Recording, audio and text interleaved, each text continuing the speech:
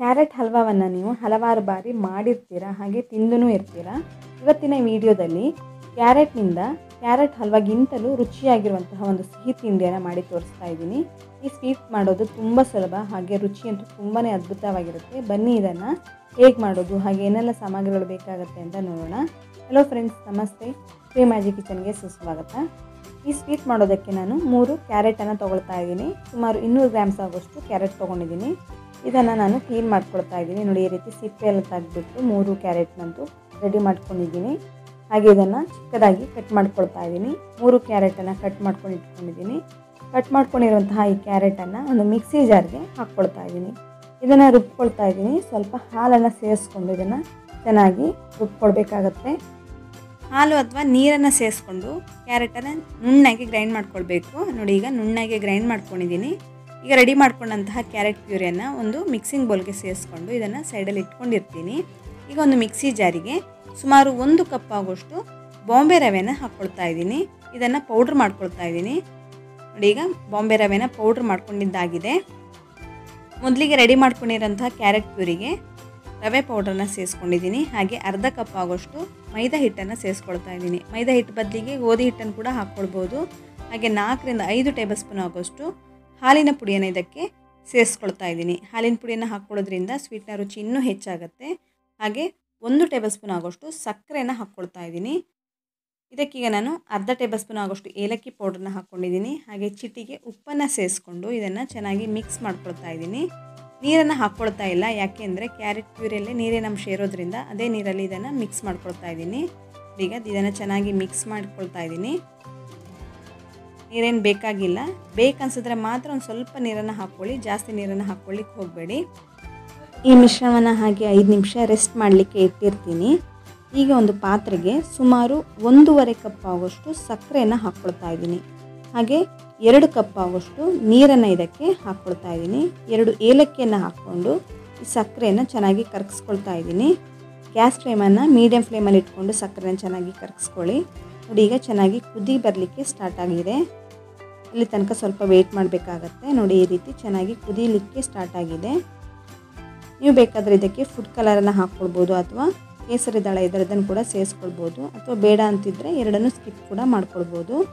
ಸ್ವಲ್ಪ ಅಂಟಂಟಾಗಬೇಕು, ಜೇನುತುಪ್ಪ ಥರ ಆಗೋ ತನಕ ಚೆನ್ನಾಗಿದೆ ಕುದಿಸ್ಕೊಳ್ಳಿ. ಪಾಕ ಏನು ತೆಗಿಬೇಕಾಗಿಲ್ಲ. ಇದೀಗ ಗ್ಯಾಸ್ ಫ್ಲೇಮನ್ನು ಆಫ್ ಮಾಡಿಬಿಟ್ಟು ಇದನ್ನು ಹಾಗೆ ಸೈಡಲ್ಲಿ ಇಟ್ಟಿರ್ತೀನಿ. ಸ್ವಲ್ಪ ಬಿಸಿ ಇರಬೇಕಾಗತ್ತೆ ಅದು. 5 ನಿಮಿಷದ ನಂತರ ನೋಡಿ, ಈ ಮಿಶ್ರಣ ಕೂಡ ಇನ್ನೂ ಗಟ್ಟಿಯಾಗಿದೆ, ನೀರನ್ನೆಲ್ಲ ಹೀರ್ಕೊಂಡು. ಈಗ ಇದಕ್ಕೆ ನಾನು ಸ್ವಲ್ಪ ನೀರನ್ನು ಹಾಕ್ಕೊಳ್ತಾ ಚೆನ್ನಾಗಿ ಮಿಕ್ಸ್ ಮಾಡ್ಕೊಳ್ತಾ ಇದ್ದೀನಿ. ಒಂದೇ ಸಲ ತುಂಬ ನೀರನ್ನು ಹಾಕ್ಕೊಳ್ಳಿಕ್ಕೆ ಹೋಗಬೇಡಿ. ಸ್ವಲ್ಪ ನೀರನ್ನು ಹಾಕ್ಕೊಳ್ತಾ ಚೆನ್ನಾಗಿ ಮಿಕ್ಸ್ ಮಾಡ್ಕೊಳ್ತಾ ಬರಬೇಕು. ನೋಡಿ, ಈ ರೀತಿ ಮೇಲ್ಗಡೆಯಿಂದ ಎತ್ತಿ ಈ ರೀತಿ ಬಿಟ್ಟರೆ ಒಂದು ಲೈನ್ ಥರ ಆಗಿ ಬೀಳಬೇಕು, ಕಟ್ಟಾಗಿ ಬೀಳಬಾರ್ದು. ಈಗ ಇದಕ್ಕೆ ಅರ್ಧ ಟೇಬಲ್ ಸ್ಪೂನ್ ಆಗೋಷ್ಟು ಬೇಕಿಂಗ್ ಪೌಡ್ರನ್ನು ಹಾಕ್ಕೊಳ್ತಾ ಇದನ್ನು ಮಿಕ್ಸ್ ಮಾಡ್ಕೊಂಡಿದ್ದೀನಿ. ಜಾಸ್ತಿ ಹೊತ್ತು ಮಿಕ್ಸ್ ಮಾಡ್ಕೊಳ್ಳಿಕ್ಕೆ ಹೋಗಬೇಡಿ. ಈ ರೀತಿ ಒಂದು ಸಲ ಜಸ್ಟ್ ಮಿಕ್ಸ್ ಆದರೆ ಸಾಕಾಗತ್ತೆ. ಈಗ ನಾನು ಎಣ್ಣೆನ ಬಿಸಿ ಮಾಡಲಿಕ್ಕೆ ಇಟ್ಟಿದ್ದೀನಿ. ಎಣ್ಣೆ ಬಿಸಿಯಾಗಿದೆಯಾ ಇಲ್ವಂತ ಒಂದು ಸಲ ಚೆಕ್ ಮಾಡಿ ನೋಡ್ಕೊಳ್ತಾ ಇದ್ದೀನಿ. ಈಗ ಎಣ್ಣೆ ಬಿಸಿಯಾಗಿದೆ. ಎಣ್ಣೆ ಬಿಸಿಯಾದ ನಂತರ ರೆಡಿ ಮಾಡ್ಕೊಳ್ಳೋಂತಹ ಮಿಶ್ರಣವನ್ನು ಈ ರೀತಿ ಎಣ್ಣೆಗೆ ಬಿಟ್ಕೊಳ್ತಾ ಇದ್ದೀನಿ. ಒಂದು ಸಲ ಎಷ್ಟಾಗುತ್ತೋ ಅಷ್ಟು ಬಿಟ್ಕೊಳ್ಳಿ. ನಾನಿಲ್ಲಿ 3 ಮಾಡ್ಕೊಳ್ತಾ ಇದ್ದೀನಿ. ಈ ರೀತಿ ಸ್ವಲ್ಪ ಹೊತ್ತು ಹಾಗೆ ಬಿಟ್ಬಿಡಬೇಕು. ಸೌಟಲ್ಲಿ ಮುಟ್ಲಿಕ್ಕೆ ಹೋಗಬೇಡಿ, ಅದಾಗೆ ಇದು ಬೇಯುತ್ತೆ. ಗಟ್ಟಿಯಾಗಬೇಕು ಸ್ವಲ್ಪ ಹೊತ್ತು. ಮೇಲ್ಗಡೆ ಬೇಕಾದರೆ ಈ ರೀತಿ ಎಣ್ಣೆಯನ್ನು ಹಾಕ್ಕೊಳ್ಳಿ. ಸ್ವಲ್ಪ ಹೊತ್ತಿನ ನಂತರ ಇದನ್ನೀಗ ನಾನು ಉಲ್ಟಾ ಮಾಡ್ಕೊಳ್ತಾ ಇದ್ದೀನಿ.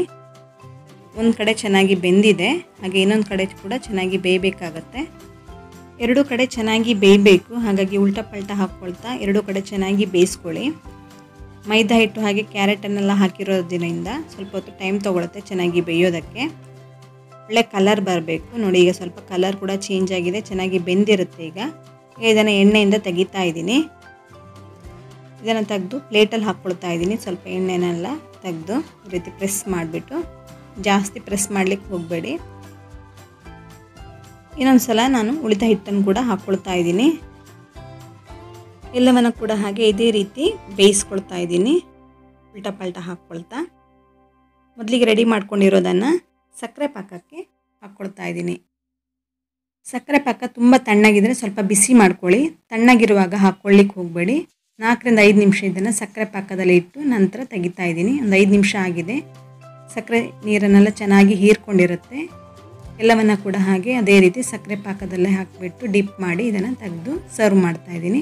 ಕಾಣಿಸ್ತಿರ್ಬೋದು, ತುಂಬಾ ಚೆನ್ನಾಗಿರುತ್ತೆ, ರುಚಿಯಾಗಿರುತ್ತೆ. ನೋಡೋದಕ್ಕೂ ಎಷ್ಟು ಅಟ್ರಾಕ್ಟಿವ್ ಆಗಿದೆಯೋ ಹಾಗೆ ತಿನ್ನೋದಕ್ಕೂ ಹಾಗೆ ತುಂಬಾ ರುಚಿಯಾಗಿರುತ್ತೆ. ನೋಡಿ ಹೇಗೆ ಬಂದಿದೆ ಅಂತ ಕಾಣಿಸ್ತಿರ್ಬೋದು. ಒಂದ್ಸಲ ಈ ರೀತಿ ಕ್ಯಾರೆಟಿಂದ ಈ ರೀತಿ ಒಂದು ಸ್ವೀಟನ್ನು ಮಾಡಿ ನೋಡಿ, ಎಲ್ಲರೂ ಇಷ್ಟಪಟ್ಟು ತಿಂತಾರೆ. ಫ್ರೆಂಡ್ಸ್, ನೀವೇನು ಶ್ರೀ ಮ್ಯಾಜಿಕ್ ಕಿಚನನ್ನು ಸಬ್ಸ್ಕ್ರೈಬ್ ಆಗಿಲ್ಲ ಅಂದರೆ ಸಬ್ಸ್ಕ್ರೈಬ್ ಮಾಡ್ಕೊಳ್ಳಿ. ಹಾಗೆ ಪಕ್ಕದಲ್ಲಿರುವಂತಹ ಬೆಲ್ಲೈಕನನ್ನು ಪ್ರೆಸ್ ಮಾಡಿ, ಲೈಕ್ ಮಾಡಿ, ಶೇರ್ ಮಾಡಿ, ಹಾಗೆ ಕಮೆಂಟ್ ಮಾಡೋದಕ್ಕೆ ಮರಿಬೇಡಿ. ಧನ್ಯವಾದಗಳು.